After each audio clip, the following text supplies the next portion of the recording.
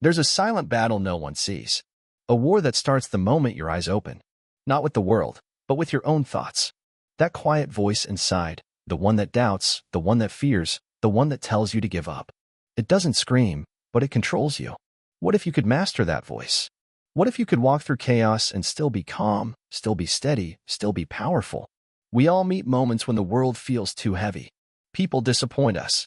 Dreams feel too far. Pressure builds like a storm inside our chest. You try to stay strong, but sometimes your own emotions start pulling you down. The anger, the sadness, the confusion. You hide it, you carry it, but it grows. That's not weakness. That's the weight of being human. But the question is, how do we carry it without breaking? Have you ever felt like you were losing yourself, bit by bit, just trying to survive the day? You smile in front of others, but your inner world is cracking.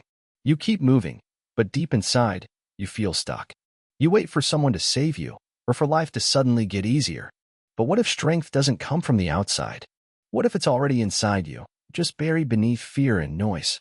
Think about fire. It doesn't need approval to burn. It doesn't ask the wind to be kind. It just stays lit.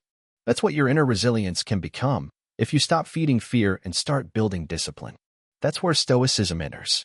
Not as a theory, but as a way to survive, grow, and control what truly matters, your mind. Welcome to Book Boost, a place where ancient wisdom meets modern struggle. If you're tired of being controlled by emotions, if you want to build the kind of strength no one can break, then you're in the right place. Like this video, share it with someone who's silently battling too. Subscribe and turn on the bell so you don't miss the next parts. Let's rebuild the fire together. Please drop down your one thought on believe in yourself in the comments. Let's grow stronger by reading each other. What you'll uncover today isn't just theory. It's a roadmap to mastering your emotions, calming your storms, and rising above every fear.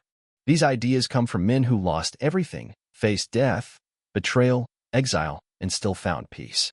Marcus Aurelius, Epictetus, Seneca. They didn't just write about resilience. They lived it. Now it's our turn. And the journey starts here.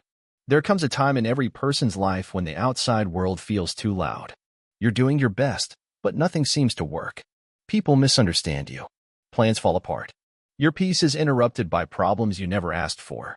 And while all of this is happening, you're expected to keep smiling, keep showing up, and keep pretending you're okay.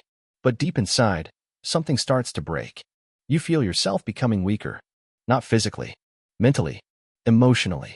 And silently, you ask yourself, how much longer can I hold on? This is where most people start to drift. They get angry. They blame others. They become bitter. Some give up completely. But not everyone. A few decide to rise. Not by fighting the world, but by mastering their own response to it.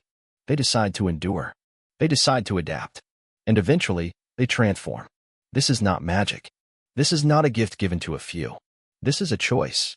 And it begins with one simple truth. You can't always control what happens, but you can control how you meet it. The Stoics understood this long before we were born.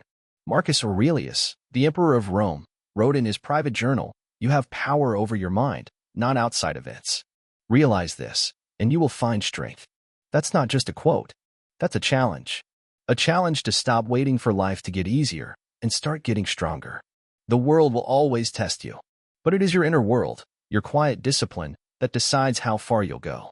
Every time you face a setback, you have a choice. You can let it defeat you, or you can use it to sharpen your mind. Think of yourself like iron being struck by fire. The heat hurts, yes, but it also shapes. Pressure isn't your enemy, it's your sculptor. And pain isn't there to destroy you, it's there to wake you up. But only if you're willing to face it without panic. Only if you're willing to feel everything and still not fall apart. Adaptation is the second step. The Stoics taught us not to resist change, but to flow with it. Epictetus once said, "It's not what happens to you, but how you react to it that matters." When someone insults you, do you erupt in anger? Or do you pause and ask, why does their opinion have so much power over me? When plans collapse, do you fall with them? Or do you breathe, step back, and ask, how can I move forward now, even if the path has changed?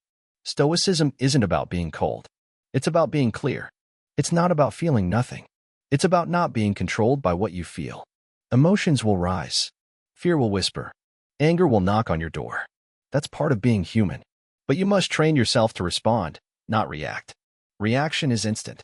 It's wild. It's blind. But response, response is calm. It's wise. It comes after reflection. It comes after strength. Every strong person you admire was once in pain. Every peaceful soul you see was once surrounded by chaos. They just didn't let it consume them. They turned inward. They trained their minds like warriors train their bodies. Not in public, not for applause, but in silence, in patience, in discipline. They carry their own storms and turn them into fuel. And so can we. The third part is transcendence. To rise above. This doesn't mean escaping life. It means rising while still being inside the storm. Imagine walking through fire but not being burned. That's what Stoic resilience feels like. It's when people disappoint you, and yet your peace remains untouched. It's when problems come, and you face them without losing your head. It's when your plans fail, and yet you don't see it as failure, you see it as redirection. You are stronger than you think. But that strength is not something you find suddenly. It's something you build daily. Every moment you don't react in anger, you build it. Every time you choose patience over panic, you build it. Every time you remind yourself that your peace is more important than your pride, you build it. Little by little, the mind becomes steady. And when the mind is steady, no outside force can truly shake you. The world may never stop testing you. But that's not the point. The point is that you become so centered, so controlled within yourself, that you stop depending on the world to give you peace. You become your own peace, your own answer, your own power. We do this not by pretending to be strong, but by training for it. Not through empty motivation, but through daily self-discipline. No one will come to save us. And no one needs to, because everything we need to rise already lives inside us. It's buried under fear, noise, and emotion. But it's there, waiting to be uncovered. And we uncover it through Stoicism, not as an idea, but as a way of life. A way of seeing the world that puts us back in control, not of the outside, but of the inside. Of what we think, what we choose, how we carry pain, how we respond to life when life stops going our way. So when the world feels heavy, pause. Breathe. And remember, you were not made to run from difficulty. You were made to rise through it. You were not made to panic. You were made to lead yourself, calmly, quietly, and powerfully. This is what the Stoics lived for. This is what they died for. And this is what they passed down to us. Not just for us to read, but to live. There's a storm that rages inside all of us. Not outside, not in the world, but in the space between our thoughts. A sudden wave of anger when someone disrespects us. A deep sadness when things fall apart. Jealousy when others get what we desire. Fear when the future looks uncertain. These emotions don't knock before they enter. They burst in, take control, and change who we are, if we let them. Every day, we are tested. A rude comment, a cold look, a missed opportunity, a broken promise. And in those moments, emotions rise quickly. Our chest tightens. Our heart beats faster. Our mind starts spinning stories that fuel the fire. They don't respect me. Nothing ever works out for me. I'm not good enough. These thoughts become emotions, and emotions become actions. And once we act in anger, fear, or sadness, we often regret it. But what if we could pause before the emotion takes over? What if, instead of reacting, we could respond? That is the Stoic path, not to feel nothing, but to feel everything with discipline. Emotions will come, but we don't have to become them. Marcus Aurelius once wrote, "You have power over your mind, not outside events." Realize this, and you will find strength. The world will continue to trigger us, but we are not puppets. We are not forced to lash out. We can train ourselves to stand still in the fire. Think about it. When you're angry, do you feel clear? When you're jealous, do you make good decisions? When you're afraid, do you act with courage? No. These emotions are fog. They cover your judgment. They take your power. And once you let them in without control, they build habits inside you. That's how people become prisoners of their emotions, trapped in reactions they no longer recognize. The Stoics teach us that we are not our emotions. We experience them, yes, but we are separate from them. Just like the sky is not the storm, we are not the feelings that pass through us. A storm may come, but it will pass. And if we remember that, if we stay grounded, we don't get swept away. Now ask yourself, what controls you? Is it your thoughts or your impulses? Do you raise your voice before understanding the situation? Do you scroll through your phone to escape sadness? Do you distance yourself from people because of imagined insults? These are all signs that emotions are sitting in the driver's seat. But you can take the wheel again. Epictetus once said, "It's not what happens to you, but how you react to it that matters." A person can insult you, but you decide whether to be hurt. A situation can be uncertain, but you decide whether to panic. Life will always present difficulty, pain, loss, and change, but our peace doesn't have to vanish with them. This is true mental freedom. Let's look deeper. Anger is often a mask for pain. Jealousy is a mask for feeling less. Fear is often our mind jumping into a future that hasn't happened yet. If you can trace the emotion back to its root, you will find your real work. That work is not to escape the feeling. The work is to sit with it, understand it, and then let it go with wisdom. That is strength. You're not weak for feeling angry. You're not broken because sadness knocks on your door. But you lose your power when you become that emotion. A Stoic does not pretend to be a rock. A Stoic becomes like the ocean, deep, calm, and capable of handling every storm without drowning in it. Start practicing this. When you feel triggered, pause. Take one breath. Step outside your body and your mind and observe what's happening. Ask yourself, what am I feeling? Why? Is this helping me or hurting me? This alone can change your life. Because once you observe, you don't blindly obey the emotion anymore.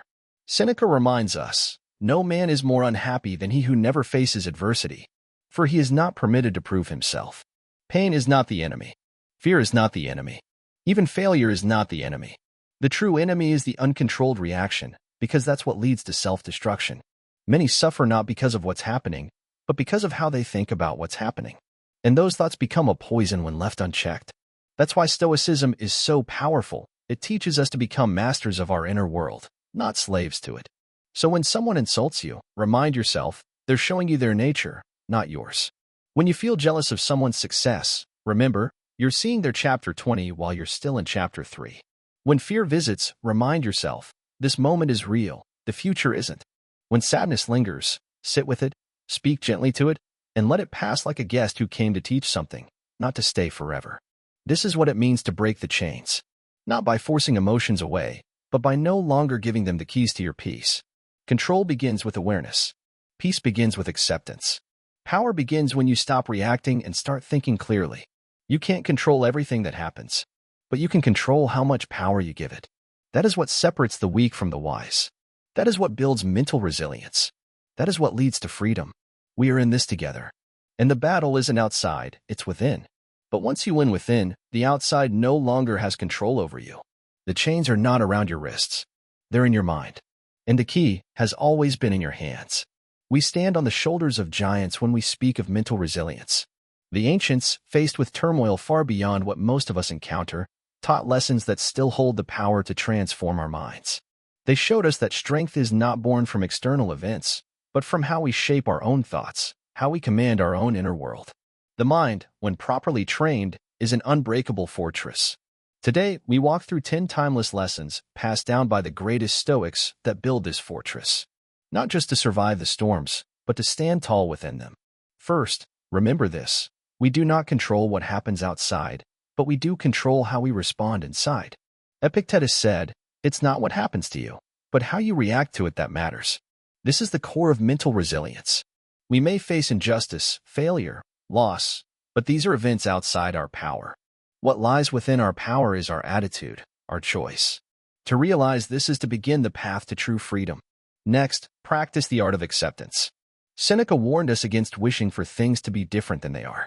When we resist reality, we cause suffering. But acceptance does not mean weakness. It means seeing clearly what is and working from that place.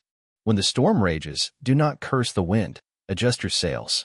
This acceptance gives us peace in chaos. Third, control your desires. The wise know that unchecked desires are the source of endless torment. When we want what we cannot have, we invite frustration and sorrow. Instead, choose to desire only what is within your reach: virtue, wisdom, self-control. As Marcus Aurelius wrote, very little is needed to make a happy life. It is all within yourself. Guard your wants, and your mind stays calm. Fourth, train your mind daily in reflection.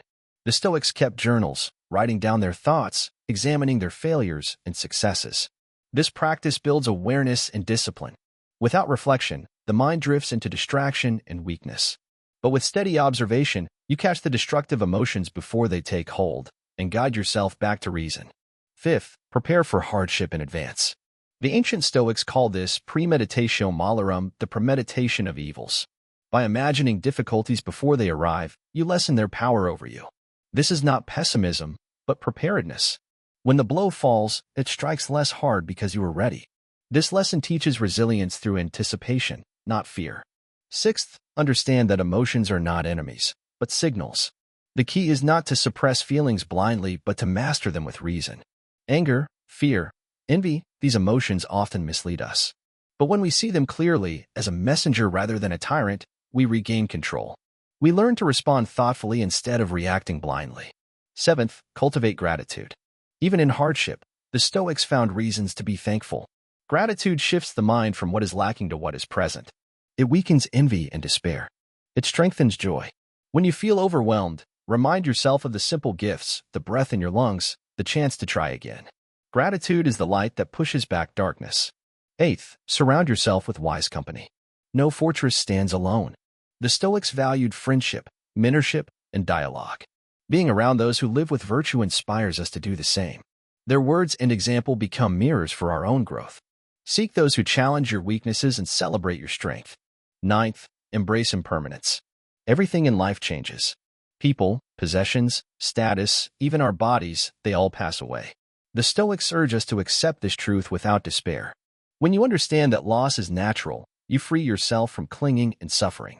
You live fully in the moment, unafraid to lose what cannot last. 10th, and finally, remember that mental resilience is a lifelong practice. It is not a single achievement but a journey. The fortress is built stone by stone, choice by choice, day by day. Some days you will falter. Some days you will be strong. But each moment is a chance to choose your response, to hold your ground, to reignite your inner fire. These lessons are not easy. They ask us to face ourselves, to look deeply at our weaknesses and transform them. But the reward is priceless, a mind that cannot be shaken by fortune or misfortune. A spirit that stands firm when the world crumbles. We are not victims of circumstance. We are the masters of our inner world. The struggle to control our mental resilience is the most noble battle we will ever fight. And in winning it, we discover the true meaning of strength.